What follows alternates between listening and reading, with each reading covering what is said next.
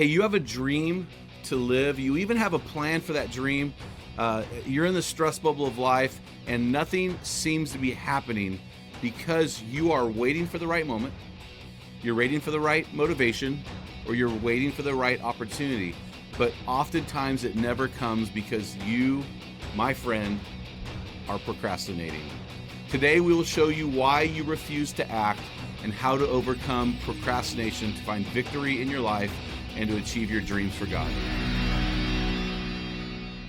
So guys, I want to say this. We're going to talk about procrastination today. Maybe we'll do it tomorrow.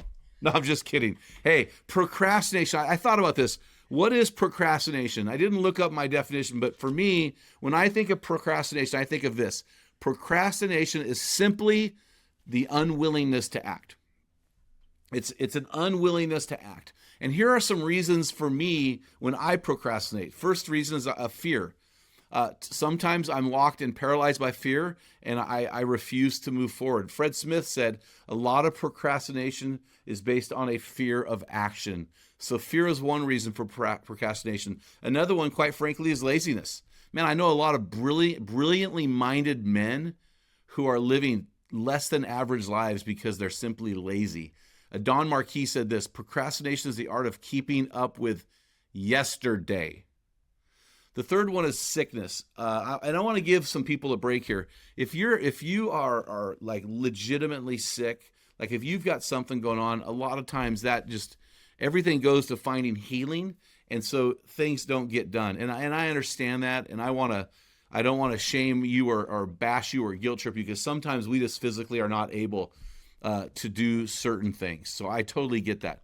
The fourth reason why people procrastinate is feelings. They listen to their feelings. And I heard a quote years ago that said this: winners do it first and feel good about it later. Whiners want to feel good before they do it. So let that one sink in. We'll talk about that more later. Number 5 is simply that pursuing your dreams, achieving your goals, they're just not a real priority. You're a go with the flow kind of guy, and if it happens, it happens. It doesn't, no big deal. And it's just not a priority. I love the sign I read about on Highway 5 near the Oregon border. I actually hunted right on the Oregon border on I-5, so I know this stretch of highway. And the sign said that the highway's littered everywhere. There's litter everywhere. And the sign said, adopted by the Siskiyou Procrastinators Club. I love it. Just not a real priority. Maybe we'll pick up the trash tomorrow. And the last thing, guys, is sin. Romans 3:23 says simply this: the wages of sin is death.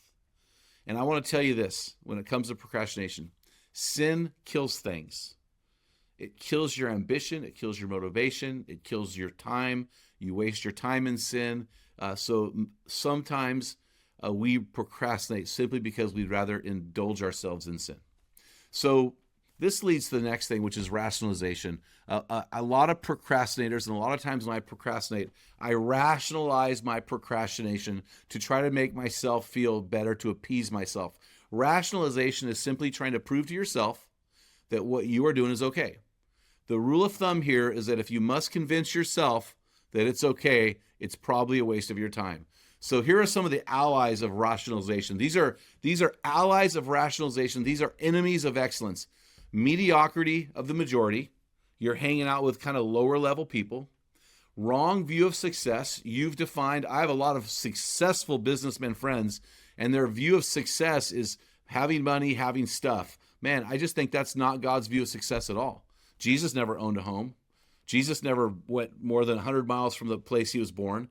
Jesus probably only had one pair of shoes. He probably lived out of a backpack. We'd call that guy a loser. But he's the savior of the world because our definition of success is oftentimes not God's. The third thing is this: hatred and jealousy towards excellence. I call this the crab basket mentality.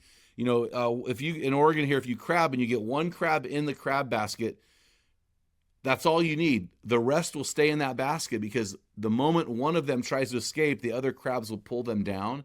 And so there is a hatred towards excellence. There are people out there who will mock those who are doing great things, and you have to get away from that and move away from those people. And the last thing is your view of balance is out of balance.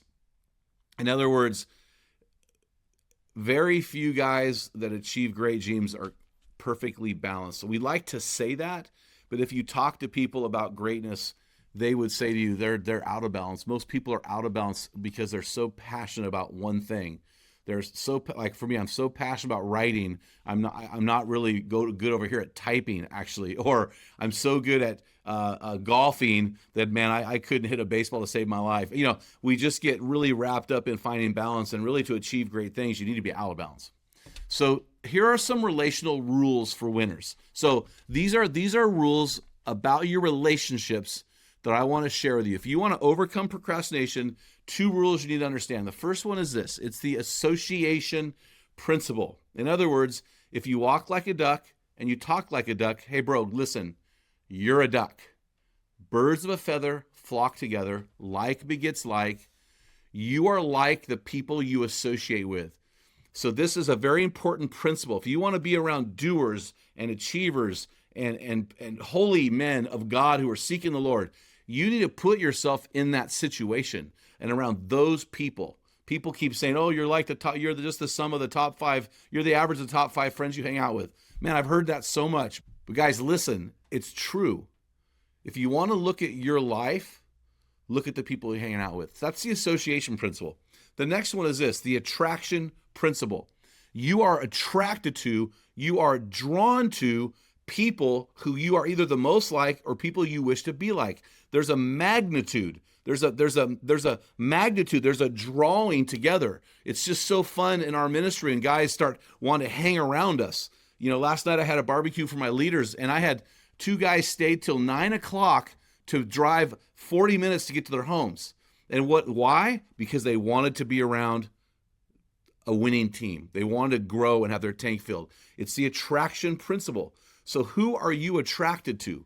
Who are you drawn to? Who are you pursuing? I've got a trip I'm putting together in July with some guys that are some top level guys in our country. One of the best pastors in our country, and another strong Christian man who's impacted probably every home in America because of his television show. He's a believer, and I'm going to hang out with these guys. Why? And they said to me, "Why do you want to do it?" And I said, "I want to be around guys who are further along in their journey of greatness and of impact than me." It's the attraction principle in action. So guys, I want to conclude today's just our short little Equipping Men in 10, trying to help you find victory over procrastination. And I've alluded to these things throughout the episode here, but I want to give you Jim's winning pro tips to win the war with procrastination. Here's the first one. These all have same letter. First one is this: practice the plan. Practice the plan. Just build a plan. Don't prepare the plan. Practice the plan. It doesn't have to be perfect. I had a guy tell me the other day that the book, Strong Men, Dangerous Times, deeply impacted his life. And I said, well, that's cool, because the first title was Man Card. Then we wrote second title, Strong Men, Dangerous Times. Then we had a publisher issue. We had to rewrite the book, and that book has been written 4 times, so it better be a good book. But the thought here is we're going to put something into practice, and we're going to build it and get better as we go. We're not going to wait for the perfect storm to hit. We're going to practice the plan. Number 2 is this: don't doubt. Don't doubt. Sometimes you're going to be wrong, but never hesitate and never be in doubt. So it's better to do and fail. It's better to dare mighty things, according to Theodore Roosevelt. It's better to do and fail than to don't do and doubt. When in doubt, do. Okay? When in doubt, do. All right? Number 3, never negotiate. Never negotiate. I got to tell you guys, I can't stand working out. I hate it. I don't like to suffer. It's not fun for me. Besides seeing some of my buddies at the gym, I don't enjoy doing it, but I do it, and I'm not going to negotiate. I owe my body 4 to 5 workouts a week, non-negotiable. The moment I allow negotiation to come in about a phone call I have to make, a workout I have to perform, a message I have to write, a person I need to speak to, the moment I negotiate, I've lost. Do not let that in your head. Number 4 is forget your feelings. Forget them. I'm a Italian, Portuguese feeler, man. I'm a big feeler. I am a feeler all the way. I'm emotional, but I've had to learn to say, hey, listen, man, I got to go Vulcan on that thing, and I've got to suppress my feelings, because my feelings are often liars. My feelings are not always true. My feelings, I have to ignore my feelings and do what's right. Fact over feeling. And then the last thing I want to share with you is this, and this may sound really harsh. I don't want to be harsh. I think we should love all people. I think we should never I think God calls us to be reconcilers and not ruiners of relationships. I think God calls us to be bridge builders and not burners. So please hear my heart on this. Lose the losers. Man, if you want to change your life, you need to change the people that you're associating with through the association principle, or the people you're drawn to through the attraction principle.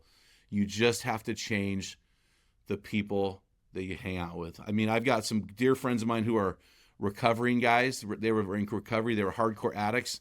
And one of the ways they got into a program that helped them, but they will all tell you that the next thing they did is they got around people who were not addicts to live and see what freedom looks like. So you go to your meetings and do your thing over here, but then they had to have a whole new group of people that were living the life that they could imitate and model their life after. And that, combined with their 12-step program or whatever, was a game changer. And so for me, as I process this in my life, I've got to get around people who are going to take me to the next level, and I've just got to love people from a distance who are not. And that sounds harsh. I don't mean it to, but guys, if you want to overcome this thing called procrastination, you've got to get around people who are doers, and you've got to avoid the ones who aren't. So I know that's a harsh reality, but hey guys, make sure that you're doing more than just listening to the podcast. If you're enjoying what you're hearing, go and subscribe. Hit that subscribe button. Hit that follow button. Do more than just listen without following. Help us climb the charts. Help us to get our message out. Help us to impact the world for Jesus. Until next time, feel the wet sand on the arena floor. Hear the deafening roar of the crowd. Taste the sweetness of victory. Smell the stench of battle. Get in the game. Get dirty. Grind it out. Be a man of action.